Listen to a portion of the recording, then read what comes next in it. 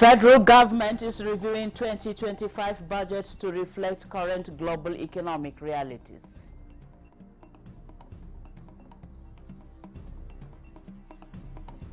Minister of Information in Las Vegas to strengthen broadcasting collaborations and explore emerging technological innovations. Public tertiary health facility in Maiduguri recognizes a philanthropist for his efforts in the fight against cancer in the country.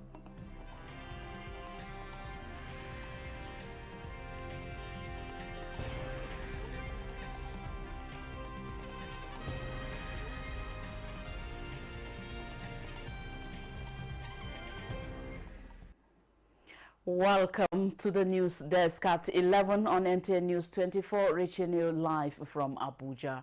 I am Nolene Ebel-Ame with the news.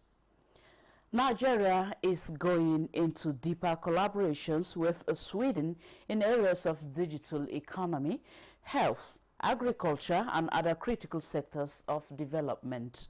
Vice President Kashim Shettima stated this when he received the Crown Princess of Sweden, Victoria Alice Desiree. State House correspondent Abdurrahman Jibrila reports.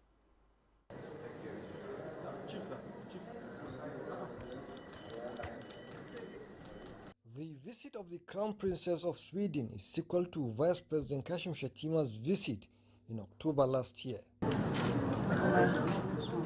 Building stronger bilateral engagements is part of the renewed Hope agenda through building investors' confidence to come and invest in Nigeria. We see your visit not only as a continuation of our dialogue, but as a new chapter.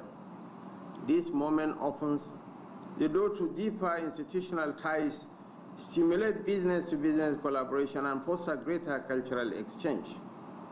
We are particularly excited about opportunities in renewable energy, precision agriculture, healthcare innovation, and gender inclusion, area where Sweden has much to offer. Very timely for this trip to be made to Nigeria right now, and the vast interest that Sweden sees in Nigeria and for our cooperation going forward as partners in so many different sectors, as we see have potential for that. We can find opportunities in the agriculture sector, in the space sector, and I'm happy that the Honourable Minister also mentioned the housing sector, because here we see opportunities. We can share knowledge from each other, we can work with smart and sustainable solutions when it comes to urban planning.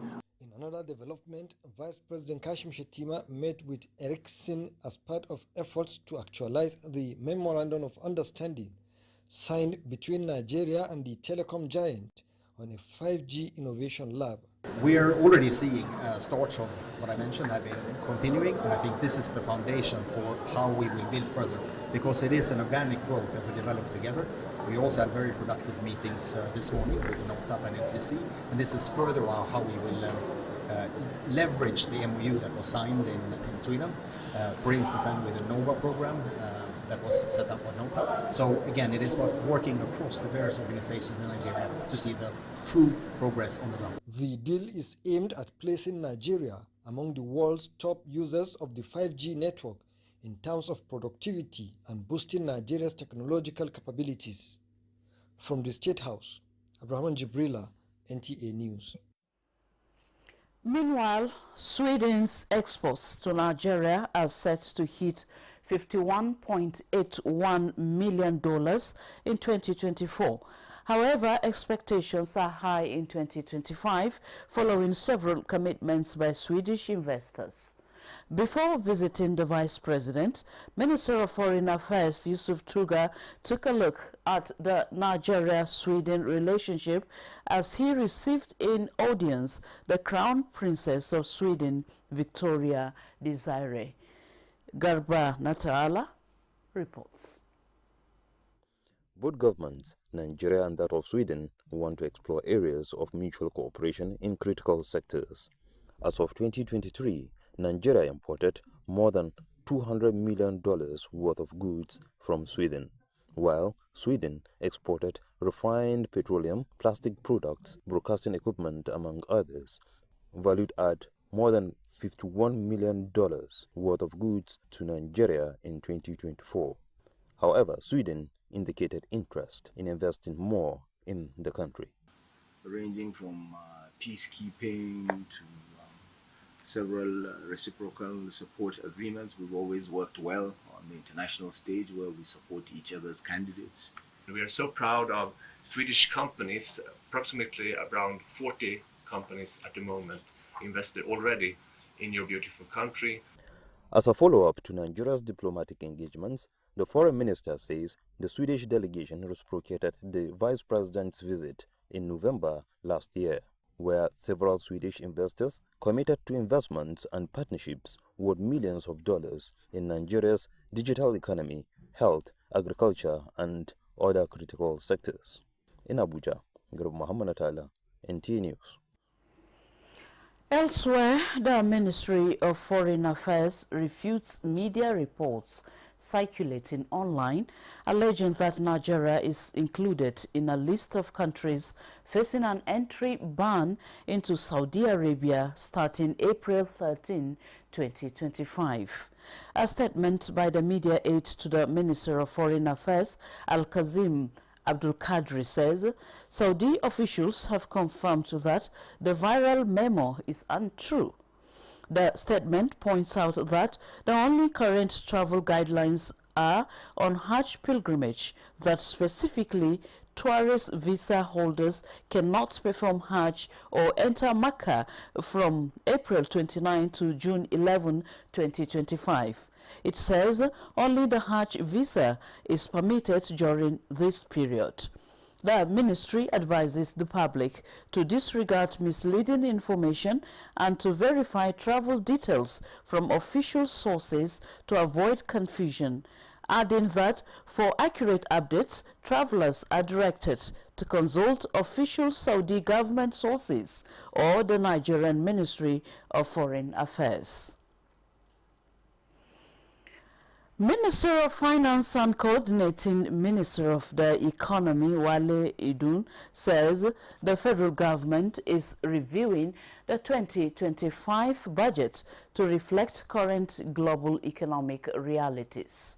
This is as he believes the present tariff regime of the United States of America is an opportunity to further grow Nigeria's economy.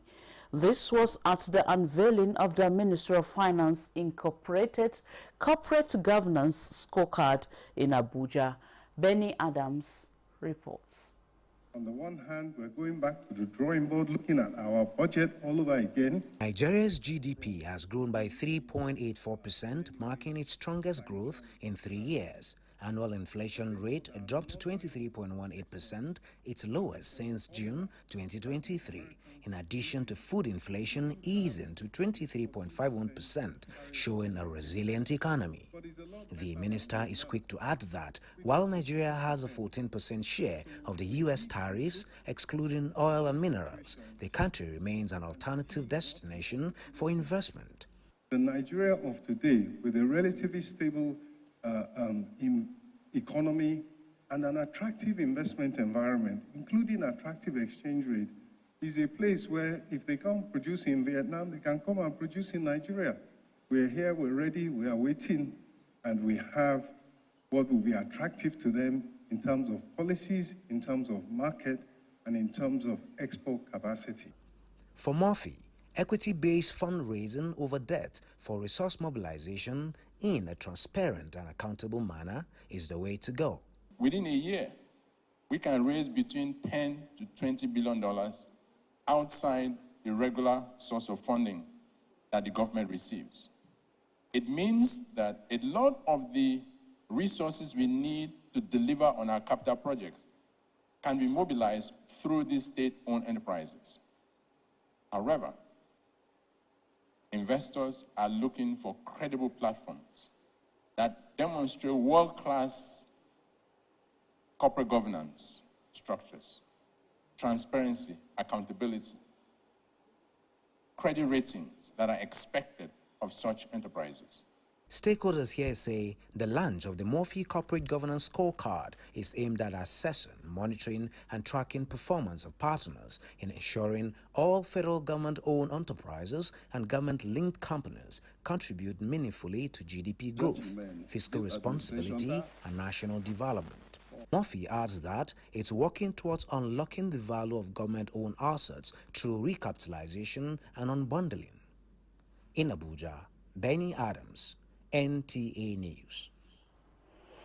In other news, to strengthen broadcast collaborations and form strategic alliances, Minister of Information and National Orientation Mohammed Idris has led a delegation of heads of government agencies to the 2025 National Association of Broadcasters Conference and Workshop in Las Vegas, USA, with the theme, The Technology, the Trend, the Future.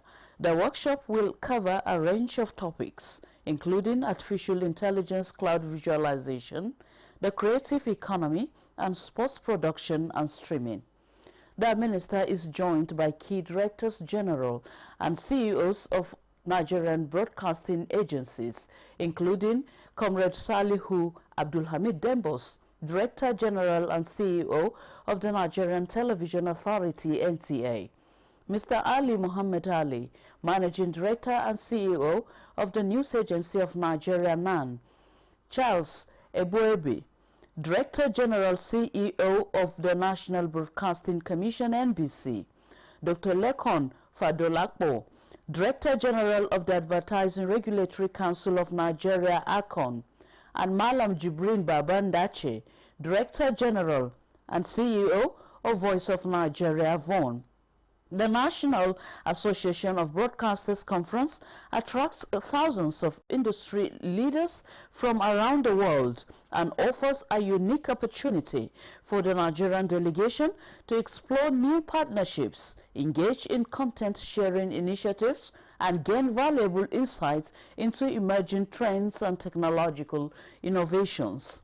In a statement, the Director, Media and Protocol, Ministry of Information and National Orientation, Suleiman Haruna, acknowledged that these efforts aim to strengthen Nigeria's broadcasting sector by fostering greater collaboration, advancing training programs, and driving technological progress across the industry in Nigeria.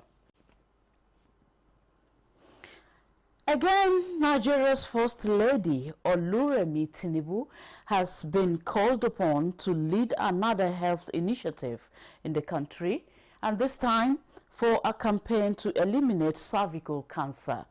This was when a delegation from the National Task Force on the Elimination of Cervical Cancer paid an advocacy visit to her in office in the villa. State House correspondent Adeni Tayo reports that she kick-started her new role with the announcement of a 1 billion naira donation from Renewed Hope Initiative to the partnership. As the second most common cancer among women, with a grim figure of 8,000 deaths per year, cervical cancer is considered a major public health concern in Nigeria. Apart from implementing a nationwide HPV vaccination across the country, the National Task Force on Elimination of Cervical Cancer hopes to strengthen its cause with a three-pronged approach of early screening, vaccination, and treatment of victims. This advocacy visit is to further the realization of the task force objectives by enlisting the support of Nigeria's First Lady, Oluremi Tinubu.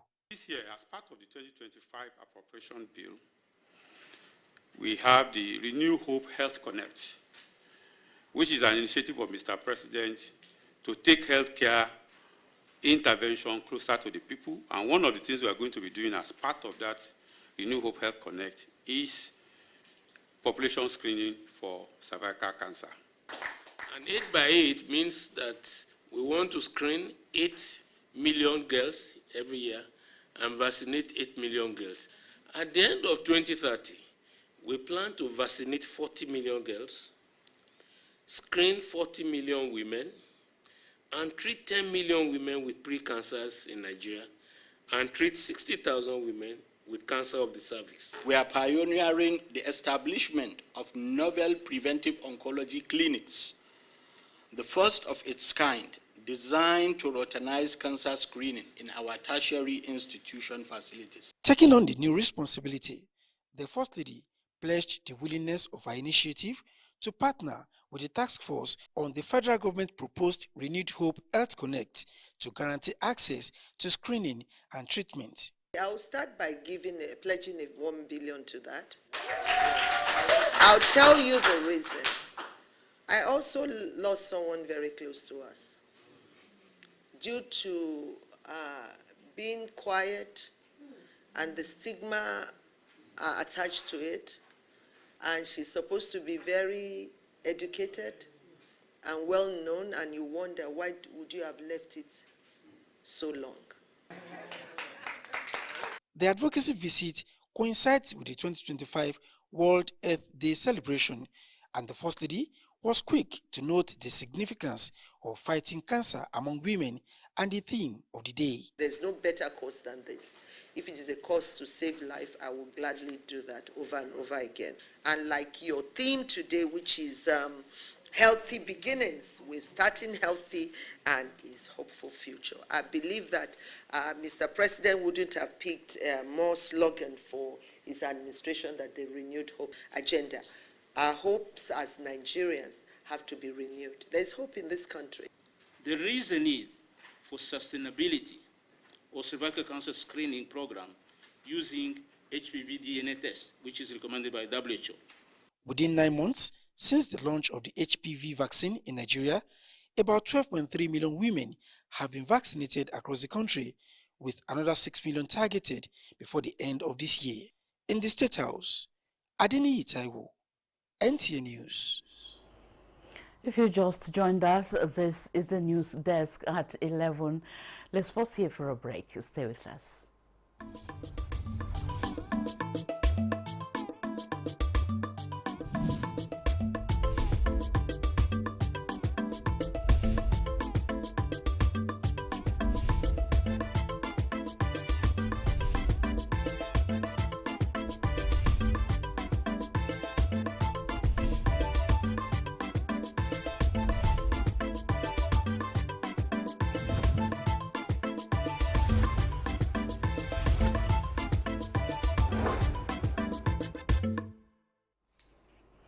Thank you for staying with us. Still talking health. Chief Medical Director of the University of Maiduguri Teaching Hospital, UMTH, Professor Ahmed Ahijo, led his management team to Abuja for a visit to express gratitude to philanthropist Sir Emeka Offor. This is in recognition of Offor's extraordinary intervention in the fight against cancer through the donation of cutting-edge cancer treatment equipment to UMTH, the first of its kind. Lydia Sampson has more on this. Professor Ahmed Ahijo has revolutionized the University of Maiduguri Teaching Hospital, turning it into a world-class healthcare facility. Since his appointment as Chief Medical Director, Professor Ahijo has overseen transformative projects, including state-of-the-art centers for cancer, kidney care and trauma, alongside expansions in radiology and histopathology, setting the benchmark for healthcare excellence in Nigeria and West Africa. With University of Maiduguri Teaching Hospital as a hub of medical innovation and patient care. Unfortunately, the 2024 September flood wreaked havoc on the teaching hospital, destroying the state-of-the-art facilities in the hospital. The floods washed away all hope beyond salvation of the subsidized cancer treatment for vulnerable patients offered only by the teaching hospital. Like a godsend, Sir Emeka Offor Foundation came to the rescue. A cancer survivor, Hadiza Aliu Manga, and the CMD emphasized the life-saving potential of the new cancer treatment technology and expressed profound gratitude to Sir Emeka Offor. Most of the beneficiaries are vulnerable people. Some cannot even afford 50,000, none of 500,000. So it's just like a bonus to us. is a honor that we'll never forget. It will be an example to all other Nigerians. For Sir Emeka Ofor, who usually is a silent solution provider and philanthropist, the visit was more than he expected, as eminent Nigerians took turns to speak on his untiring interventions in healthcare, education, as well as personally impacting lives positively across Nigeria. The kind of brotherhood and sisterhood that connects us around Sir Emeka Ofor are those that really and truly are there for each other. This is what we need to make this country to grow, to develop. We must show passion, we must show leadership, we must show vision. We are very proud of him to be a Nigerian that is completely detribalized. He's a man that believes that being wealthy is about touching and impacting on the lives of others. He's a man that believes that the impact you make on humanity is what defines you as a human being. And now, the man of the moment. I was born in the northern part of the country, Kafanchan to be precise, and then I owe it to God. So we will continue to support the total institutions. We will continue to support the government of Nigeria. Sir Emeka Ofor, an entrepreneur and philanthropist, is continuously making profound impact on vulnerable communities through his foundation, established to alleviate poverty, focusing on education, healthcare, youth empowerment, and widows support. Ofor's initiatives include distributing millions of books and computers across Africa, supporting polio eradication efforts with Rotary International. His contribution is extensive throughout the globe. Little wonder many speakers here are categorical that Emeka Ofor exemplifies the transformative power of philanthropy in uplifting marginalized populations. In Abuja, Lydia Samson, NTA News. Professor Anthony Adegbulogbe, a distinguished academic and Minister of God, marked his 70th birthday with a memorable celebration that began with a heartfelt Thanksgiving service at the Christ Apostolic Church All Saints Chapel, Abuja. The event brought together family, friends, colleagues, and well-wishers to honor the professor's incredible contributions to education and society. Ekenendulwe reports.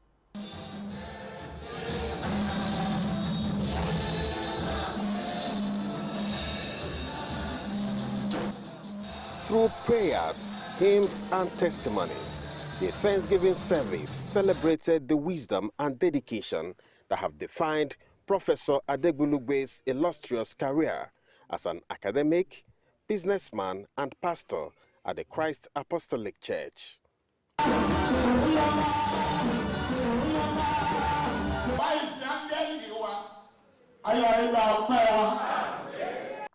It was a moment of reflection as the celebrants spoke on events that shaped his life. I said what shaped my life, all my life, it's been a story of grace. And that story of grace is not ending yet, it's still unfolding at the age of 70. He's ready to do anything for his children, for me as a wife, and for anybody that comes his way that needs help.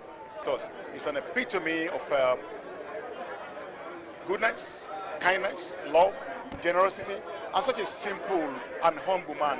The celebration continued with a grand reception that showcased the professor's influence and legacy.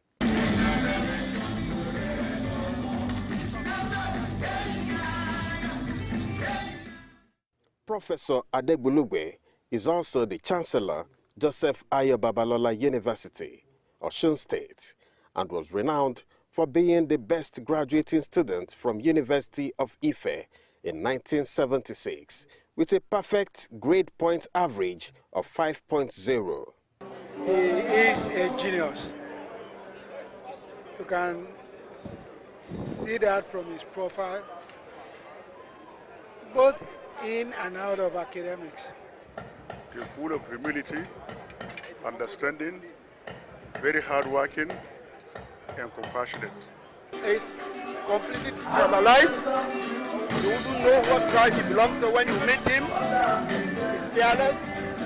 The cutting of the birthday cake represented a new era in the life of the professor as he joins the League of Septuagenarians. Jesus!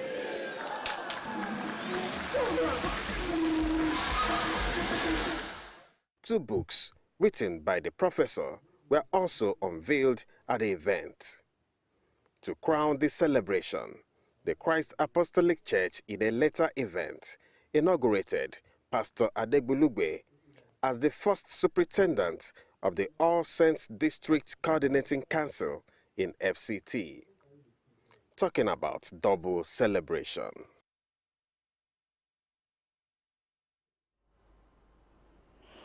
Congratulations to the celebrants. And that concludes the evening news, late evening news on NTA News 24. Thank you for watching. I am Norlene Ebel Ame.